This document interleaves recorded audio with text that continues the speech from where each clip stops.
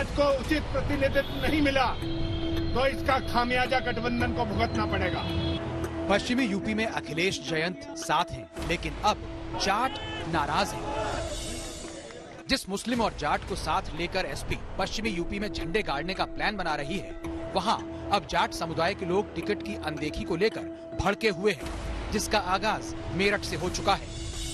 मेरठ की 7 विधानसभा सीटों में 6 सीटों के उम्मीदवारों का ऐलान किया गया, जिसमें 4 मुस्लिम उम्मीदवारों को टिकट दिया गया है।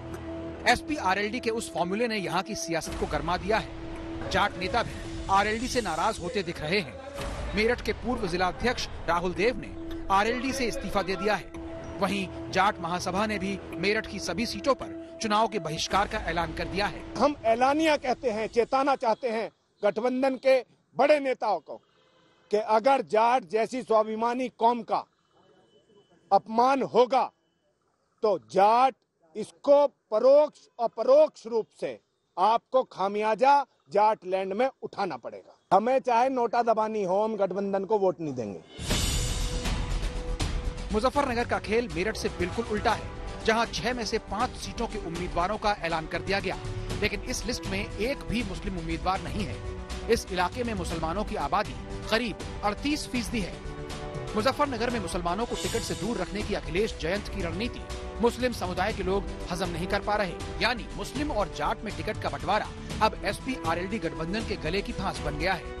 हालात ये हैं कि कांग्रेस से एसपी में शामिल हुए इमरान मसूद को पार्टी ने टिकट नहीं दिया, जबकि वो सहारनपुर देहात से मौजूदा विधायक है। ऐसे में इमरान मसूद का दर्द सोशल मीडिया में जमकर वायरल हो रहा है।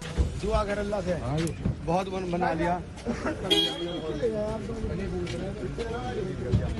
अरे दूसरों के पैर पकड़वा रहे, तुम मुसलमान सीधे जाओ, मेरे पे क्यों पैर पकड़वा रहे? सारे मेरे पकड़ते फिरेंगे, मुझे पैर पकड़वा दिए। जाट और मुस्लिम के इस पूरे खेल आंकड़ों के जरिए समझते हैं। यूपी में जाटों की आबादी करीब 4% है, जबकि पश्चिमी यूपी में 17%। मुस्लिम आबादी यूपी में भले ही 20% है, लेकिन पश्चिमी यूपी में 32%। एक वक्त था जब चौधरी चरण सिंह ने मुस्लिम और जाट का समीकरण बनाकर सीएम से लेकर पीएम तक का सफर तय किया, लेकिन मुजफ्फरनगर दंगों के बाद आरएलडी और एसपी के वोट बैंक को गहरा झटका लगा।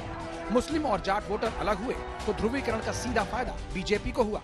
पश्चिमी यूपी में लोकसभा और विधानसभा के चुनाव में बीजेपी ने अपना परचम लहराया। यही वजह है कि टिकटों के ऐलान के बाद भी बीजेपी कायराना से लेकर तौकीर रजा जैसे मुद्दों को हवा दे रही है।